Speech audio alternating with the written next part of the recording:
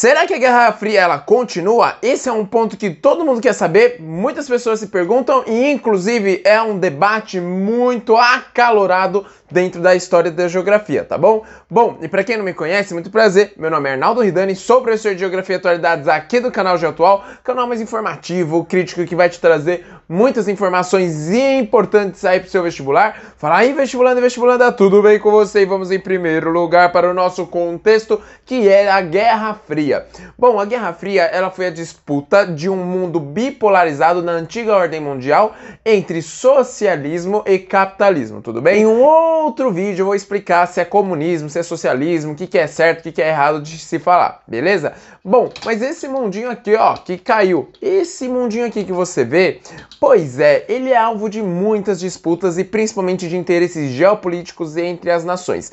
E aí, vestibulando e vestibulanda, não se esqueça que nós temos vários fragmentos da nossa Guerra Fria, ou melhor, da antiga Guerra Fria, que ainda não foram solucionados esses pontos. Um deles é a Ucrânia.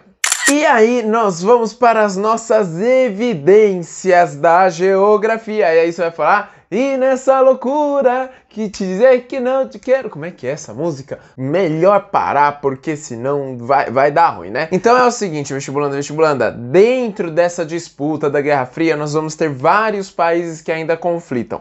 Por exemplo, quando nós estamos pensando em uma das fronteiras que eram, antes da Ucrânia, a fronteira que era muito vigiada, a fronteira que era mais vigiada do mundo, que é Coreia do Norte e Coreia do Sul. Por exemplo, vestibulanda.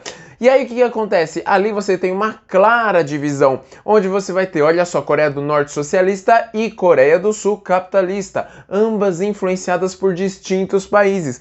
Lembra que há poucos anos atrás, eu tô gravando esse vídeo em 2022, há poucos anos atrás nós tínhamos um debate muito quente, muito radical, até mesmo o Kim Jong-un, ele tem lançado mísseis, ainda hoje ele tem lançado alguns mísseis aí balísticos, tem feito testes. Só que agora o mundo inteiro está prestando atenção na Ucrânia. A Ucrânia que é um outro ponto de conflito desde a Guerra Fria. Lembrando que a Ucrânia, ela tem a sua população, ela tem como eu posso falar, digamos que uma proximidade étnica com o povo russo. Mas na Guerra Fria nós vamos ter a expansão, a migração do povo russo para os outros países da União Soviética para a integração e para a manutenção desse território que ele era enorme. E para você conseguir manter essa unidade territorial, você precisava ter a maior parte da população nesses países para você poder ter alguns poderes de decisão, beleza? Outras questões. E aí o que vai acontecer? O Muro de Berlim, que caiu em 89, ele vai nos trazer muito esse debate de não, peraí, nós vamos ter um mundo que ele era bipolarizado, estava na antiga ordem mundial, hoje não é mais. Nós vamos ter a nova ordem mundial, que é um mundo multipolarizado. Mas será que ele é mesmo? Bom, enfim, isso é para outro vídeo. E aí o que acontece, vestibulanda? Quando nós estamos pensando em toda essa hegemonia, quando você está pensando na queda da União Soviética na época em 91, né? Então lembrando que a Guerra Fria, o final dela, digamos assim, foi 89 e 91.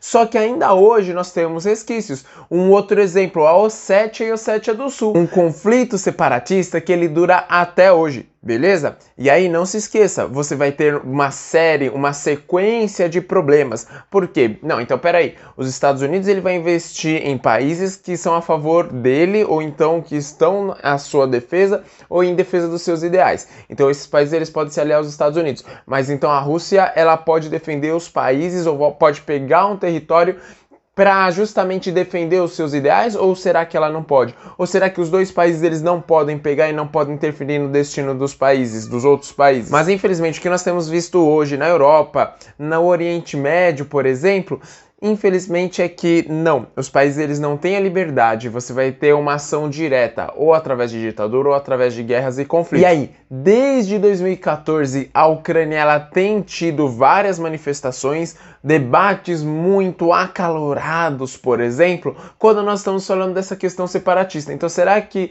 o leste ucraniano ele vai se separar de fato da Ucrânia e se anexar à Rússia? Será que vai formar um novo país? Não sabemos, pelo menos por enquanto, no começo de 2022 nós não temos essa resposta. E já entrando então na atualidade, Não se esqueça, lá no Oriente Médio nós vamos ter a disputa por petróleo, principalmente nesse momento em que Estados Unidos e Rússia estão brigando em si, aumentando as sanções econômicas, essa disputa energética no mundo, que é o que move a economia, vai ficar cada vez mais intenso. Petróleo aumentando, gasodutos eles podendo ser cortados, essas ameaças de você não vai consumir mais o petróleo, não vai consumir mais o gás natural de um país ou de outro. E aí o que vai acontecer? Você vai colocar em xeque porque esses países, essas grandes potências, elas vão querer cada vez mais intensificar sua influência nesses outros países.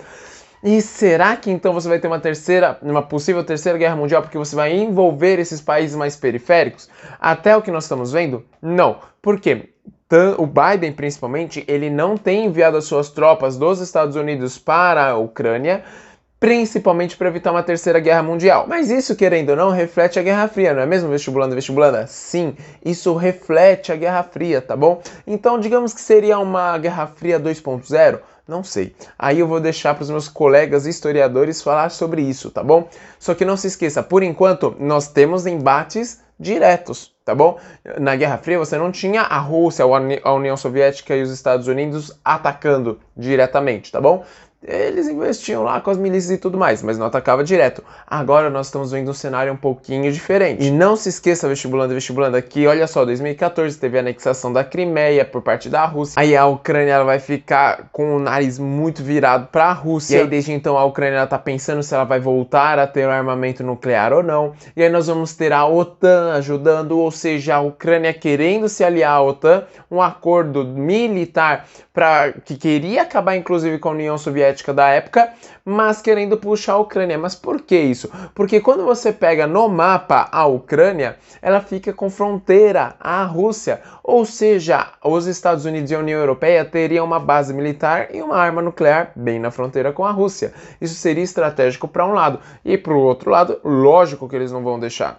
E aí vamos para as críticas, mas será que a guerra realmente era necessária? Eu acho que não é mesmo, vestibulanda? Nós precisamos ir principalmente para uma área mais, como eu posso falar, diplomática, do que ir para a guerra e para o conflito direto. Vamos lembrar que hoje nós vivemos num mundo muito polarizado, onde qualquer conflito ele pode acabar surgindo uma disputa ou uma guerra nuclear, tá bom? Com armas nucleares ou armas químicas, o que isso é terrível para a humanidade. Não se esqueça, vestibulanda, que muitas mortes elas acabam acontecendo, infelizmente, por inocentes, pela população civil que simplesmente está tentando viver a sua vida, só que não consegue, ou por um bombardeio, ou tentando fugir através das migrações.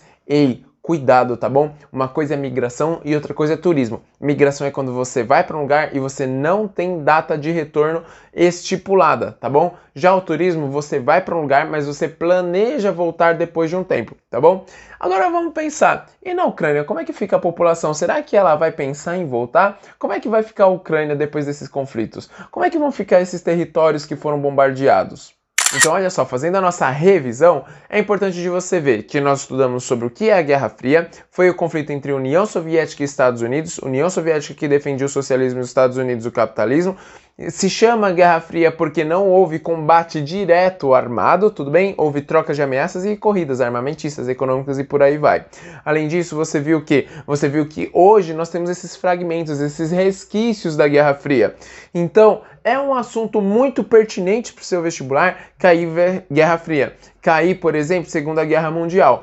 Pode ser que caia no seu vestibular e talvez faça um paralelo aí com o que está acontecendo na Ucrânia, principalmente segunda fase. Belezinha? Então é isso. Se você gostou, olha só, tem muito mais outros vídeos aqui no canal. Grande abraço, vamos todos se cuidem. Até a próxima. Tchau, tchau.